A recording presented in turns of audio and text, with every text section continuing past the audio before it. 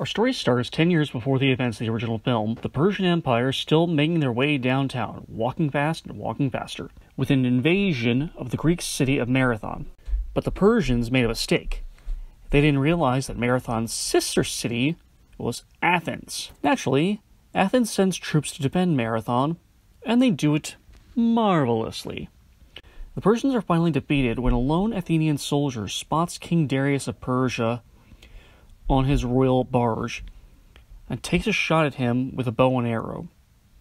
The soldier, whose name is Themistocles, did not miss his target and was rocketed to the top of Athenian politics. But something about the king's son left him thinking he should have struck them down instead. His fears come true when Darius' son, Prince Xerxes, ascends to the throne. Not as a simple man, but as a god made flesh. Or so he believes, with vengeance for the slain king and their humiliating defeat at Marathon on their minds. God King Xerxes is pressured into war with Greece by his top general Artemisia. When word arrives to Athens that Persians march towards their land once more, Themistocles makes a bold declaration. Not only will all of Greece ready their armies, but he himself will ride to Sparta and speak with King Leonidas himself and ask for his help against their common enemy. Alas, the meeting goes pretty poorly, with Themistocles actually not even being able to speak directly to Leonidas, but instead to his wife, Queen Gorgo, who seems rather disinterested in helping. Later on, an Athenian spy who fought with Themistocles at Marathon reports that Leonidas will actually march north to the Hot Gates at Thermopylae to confront the Persian army, but with only a deployment of 300 warriors against the 10,000 strong enemy force. So they're fucked. Themistocles and his soldiers press on all the same and lead a series of naval attacks against General Artemisia's ships. Wait, hold on. Artemisia is a general. Why the hell is she leading a naval deployment? Anyway, the battle goes extremely well, with Themistocles and his troops winning the first 2 days of the conflict.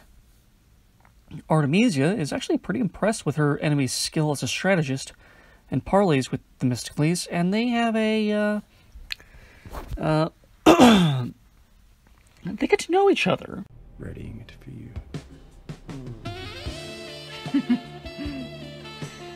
Now that brings me pleasant thoughts of you, pining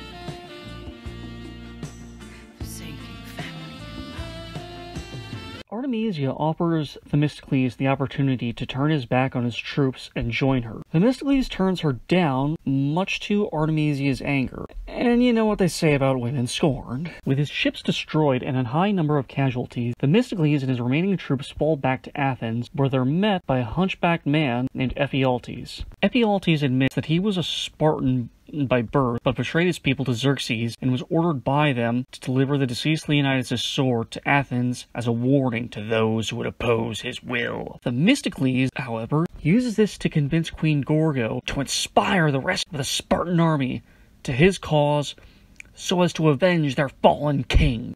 Gorgo is at first reluctant to sacrifice more of her people's lives for Themistocles' apparently worthless cause, but she ultimately changes her mind and arrives at the battle of the film as the cavalry. During the battle, Themistocles corners Artemisia. The two of them duel to a draw until the Spartan reinforcements arrive, upon which Themistocles disarms Artemisia while she's distracted and demands her surrender. Preferring to die free rather than live a prisoner, Artemisia forces Themistocles' hand and is killed. The film ends with Themistocles and Gorgo charging at the enemy before we cut to credits as Junkie XL's remix of War Pigs by Black Sabbath plays. Pros. Sullivan Stapleton plays Themistocles, and while he's nowhere near as bombastic as Gerard Butler as Leonidas was, he actually goes for broke in a much more earnest and quiet performance. Save for scenes where he's giving a speech. So you fight strong today! You fight for your brothers! Fight for your families! Most of all, you fight for Greece! But those are still understated compared to Butler. This is where we hold them! This is where we fight! This is where they die!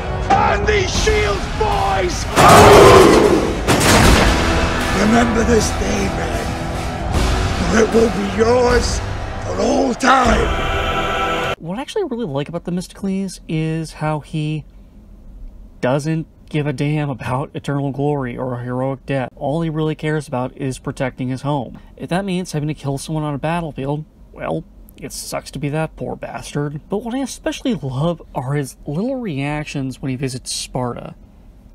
He walks into the little pavilion area from the first movie, sees 4 dudes beating the snot out of another guy, and he just looks on in disbelief and mutters, Spartans. "Believe me, dude, I know exactly what you mean." And then he hears Delios make a big speech about how they all can't wait for when their king dies in battle so that they can celebrate him like the hero he really is. Spartans! Know this and know it well. At any Spartan's finest moment, the greatest fulfillment of all he holds dear is that moment when he has poured his heart out for the preservation of Sparta and lies dead on the battlefield, victorious. Now, who is willing to die at our king's side? And Themistocles just stares on like, What the hell is wrong with you people? Kellen Mulvey, who I talked about back when I reviewed BVS, plays the Athenian spy I mentioned during the plot synopsis. His name is Skylius, and his introductory scene is badass. Artemisia outs him, and he acts like he's about to make an introduction. Then he pulls a knife and shanks a guard before running away and jumping off the ship. I also love his relationship with his son Callisto, played by Jack O'Connell. Callisto has a strong desire to serve his country like his dad, and Skylius' main thought is, why the hell would I let you do that? It's actually kind of a funny reversal of Astynos and Captain Artemis from the first movie, where Leonidas has to be convinced by Artemis that Astynos is ready for combat. Themistocles is the one who suggests to Skylius that Callisto is ready at all. There's even a play on a scene I found hilarious in 300, where Artemis and Astynos kill one dude at the exact same time, and Artemis just stares at his son like he's so proud. While in Rise of an Empire, there's a scene where Skylius and Callisto kill one dude at the same time, and instead of a slow motion scene where Skylius stares at his son in awe, it's in real time with Callisto running off to continue fighting, and Skylius just looking at his kid like, you little shit. But what's interesting is Skylius ultimately does come to respect his son as a man. When he dies in battle, his last request is for Themistocles to tell Callisto that he had earned the right to sit at the table, a reference to an earlier conversation where Skylius is forced to bring his son to a meeting with Themistocles and Aeschylus, another soldier who served with Themistocles at Marathon. When Skylius said, My son has not earned the right to sit at the table of combat veterans, but you can trust him. as in, Callisto is not yet a man, not in the truest sense. Him telling Themistocles to tell his son that he has earned his right is his way of saying, I'm proud of you. And speaking of Jack O'Connell, I've heard great things about him over the past few years with films like 71, Startup, and Unbroken, but I have yet to actually see any of those films. This is the only work of his I've seen, but for my money, I'd say he's pretty good. What I like about him is, like with Astynos, he's basically fresh out of boot camp. He knows what's coming when he sets foot on the battlefield, but he doesn't really know what's coming. But he handles himself well and manages to not get killed. Isn't that great? But what I especially like is the scene where Skylius confronts his son finally about why he's even here in a battle, and Callisto stands firm, saying that it is every man's duty to fight for his country. And when Skylius asks what moron told Callisto that, he replies, my father. What are you doing here? A man's responsibility is to protect his family and his nation. Who told you this? My father. Who taught you how to do this stuff? You, alright? I learned it by watching you. Parents who use drugs have children who use drugs. which shoots down pretty much every argument Xerxes had already. And when we get to the scene where Themistocles tells Callisto what his father's last words were, you can see how much that means to him. Ava Green as Artemisia. You know, I'm not the biggest fan of Movie Bob Chipman for various reasons, but his review of this movie for The Escapist really hit the nail on the head for this lady. Ending up with a bravura performance that finds the walls separating high camp, high drama, and demonic possession and burns them to the ground. Miss Green's performance here is a pretty far cry from Vesper Lynn in Casino Royale. She plays Artemisia as a genuine madwoman with a taste for shock warfare.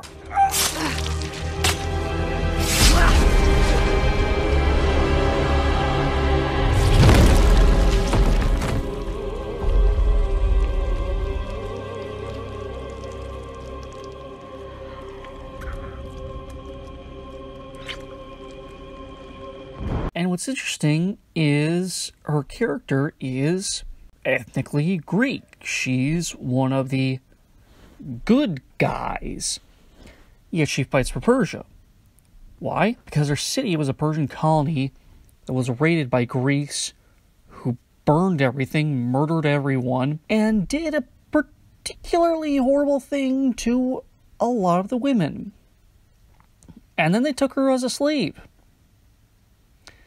And when she finally got too old for why they made her a slave, they tossed her in the streets without a second thought. And who rescued her from that miserable existence? Peter Mass's character from the first movie.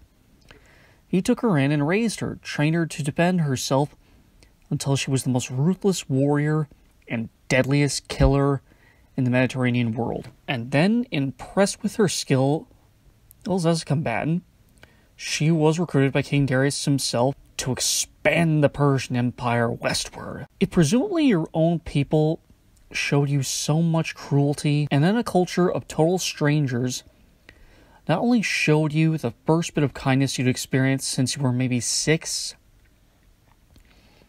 but also taught you how to direct all of that built-up fury, and on top of that actually gave you a position of power and authority, why wouldn't you fight like hell to destroy the people who hurt you at the request of the people who gave you a new life? Rodrigo Santoro still doesn't have a lot to do with Xerxes, which was why I praised the costume design more than his performance the last time, but he does have a little bit more to work with this time around. Before he becomes the Xerxes from 300, there's a brief moment at the start of the film where he locks eyes with Themistocles, and you can see the anger and grief in his eyes. And I think actually putting that at the start of the film not only sets up Themistocles as a character, but also Xerxes in a sense. He watched his father die in pain because of some Greek bastard who shot him. Artemisia tells that if only the gods can defeat the Greeks, then he will become a god king. But I don't think that's his true motivation. I think his true motivation is that he wants the power to stop death. But like with that other guy who sought power so that he could stop people from dying, it corrupted him until he was just a shell of the person who he was before. Lena Headey is always awesome. Is she in the movie that much? No. Is she still awesome? Yes! Is it especially cool to see her do some action scenes?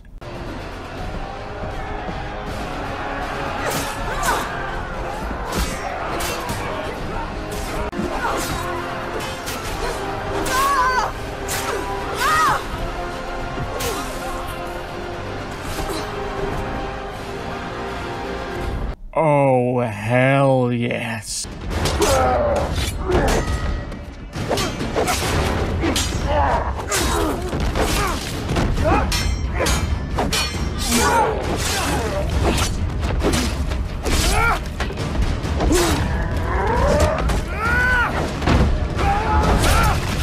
The action in this one is fantastic.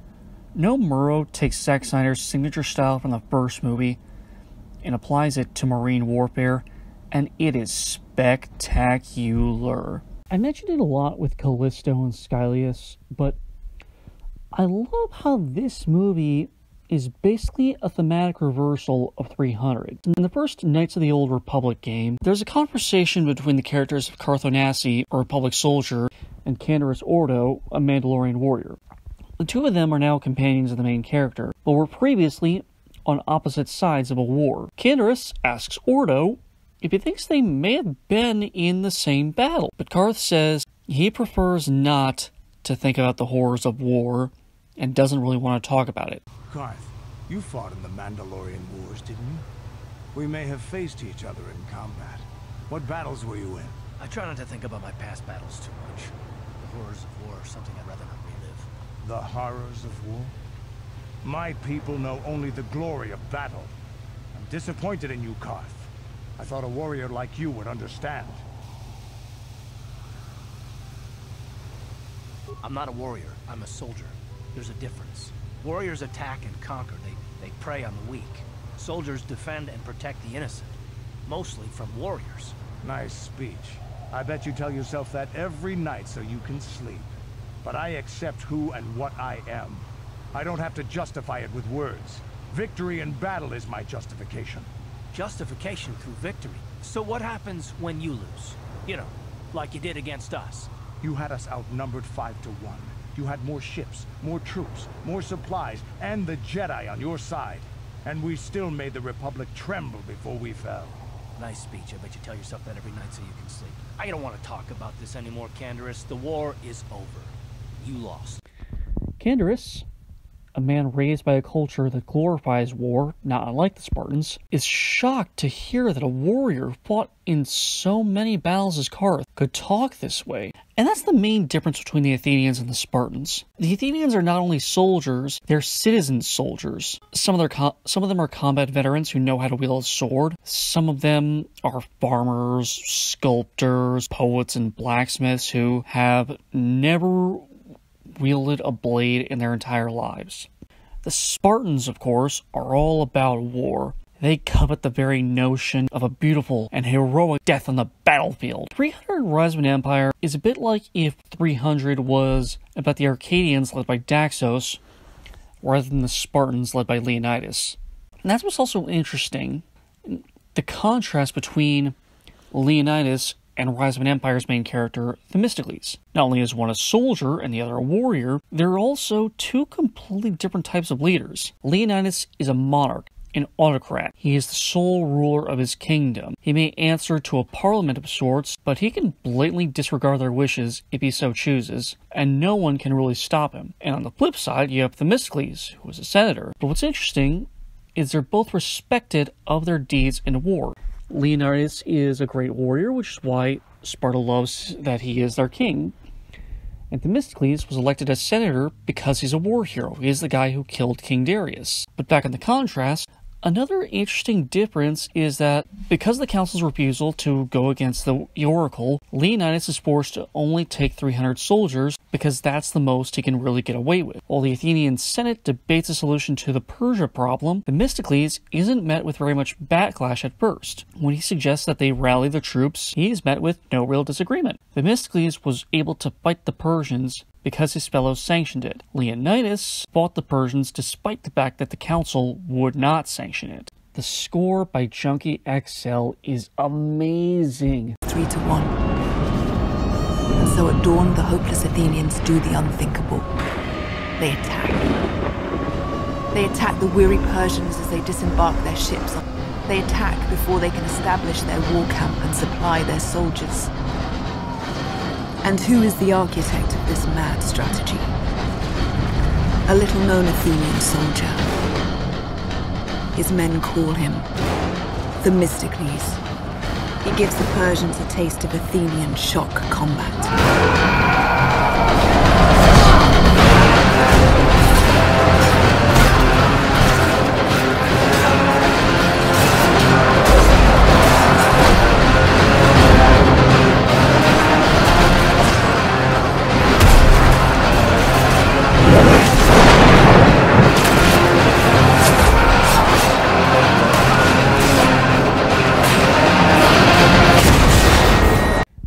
Am I still mad about the fact that he was booted off Justice League? This man is the Leonidas of film composers. Nothing but respect for everything from this man. Cons. This one isn't so much a problem with the movie or an issue I have with it. I just want to give people a heads up if they haven't seen this movie before. Like I joked about during the plot summary, there is a sex scene in this movie between Themistocles and Artemisia. It's not rough like biting and scratching, but it's definitely not like they're terribly concerned with if the other feels good. Not gently, like it was hate fucking. There was something wrong with the relationship, and that was the only catharsis that they could find without violence. Again, this isn't something wrong with the movie itself, but I thought it might be something to warn people about just in case. This is kind of a petty complaint, but the movie has some archival footage from 300, during which you see David Wenham as Delios. But there's also new scenes of Wenham shot for this movie. The archive footage and the new footage were obviously shot 7 years apart. 300 was released in 2007, filmed in 2006. 300 Rise of an Empire was released in 2014 and shot in 2013. And it's really distracting to see Wenham covered in makeup to make himself look younger when all it does is call attention to the fact that he's not. It bugs the crap out of me. Okay, this is just a nitpick, but I'm not sure War Pigs really fits the tone of this movie. War Pigs is a song all about the military-industrial complex. It's a criticism of politicians and career military people with money in the weapons industry who seek out conflicts for profit. If Noam means to compare the Persians to these war pigs, then I guess it fits, but it's definitely more of a song about war in the modern sense, in the post-World War II sense, not in the ancient sense. 300 Rise of an Empire got a pretty bum rap if you ask me, and I'm really not sure why. The first movie was made for $65 million and made just over $450 million worldwide, compared to this movie's $110 million budget and less than $340 million profit. While critics were never warm to 300, it still managed to go fresh in RT with 60%. Not so with Rise of an Empire, though, which only scored 43%. Even people I know weren't as fond of it. I remember marathoning both the movies at home a few years ago with my dad, a few months after the movie came out. And I said the sequel was just as good as the original, and he was a lot less enthused than I was. But then again, he told me he hated Batman v Superman, so who the hell cares what he thinks? Who cares what the Rotten Tomatoes certified critics say either? I'm here to tell you what I think, and you know what? I stand by what 2014 me said. This is just as good as the original. Maybe I have a little bias since I know the history and I already knew about things like Themistocles and the Battle of Marathon. But either way, I'm going to give 300 Rise of an Empire a 4 out of 5. So, I made a promise back in November that I'd be doing a series of videos about movies that Zack Snyder didn't direct, but did produce. And that would be leading up to the release of Aquaman, but that plan kind of fell by the wayside due to Thanksgiving, Christmas, and New Year's. And I was only really able to get out my Spider-Man video before 2018 ended. I had another video I wanted to do, but after I wrote the script, my curiosity was suddenly struck, and I wondered when Aquaman came out on Blu-ray, and sure enough, the physical copies drop in the last week of March. So, in the immortal words of SpongeBob SquarePants, I think I better just keep walking. Running! Better start running! Running! Running! Sprinting! Yes! I just gotta keep sprinting! Sitting, bleeding. Speaking of which, I'm also still going to do a review of the first SpongeBob movie, but that's going to drop sometime in August to commemorate Steven Hillenburg's birthday. I also have a Versus video in mind for June, but I won't spoil what the subjects will be. Anyway, thank you for watching. I hope you enjoyed this review, and if you did, like this video, and subscribe to my channel, comment if you feel so inclined, and share this video with your friends. If you want to check out more of my reviews, watch my video for the first 300, and just click the link below. I also have reviews for all of Zack Snyder's other films, everything from Dawn of the Dead, to 300, to Watchmen, to Owls of Ga'Hoole, to Sucker Punch, to Man of Steel, to Batman v Superman, to his short film Snow Steam Iron, to Justice League. I got them all. But in the meantime, have a great day, everyone. Woodstock, out.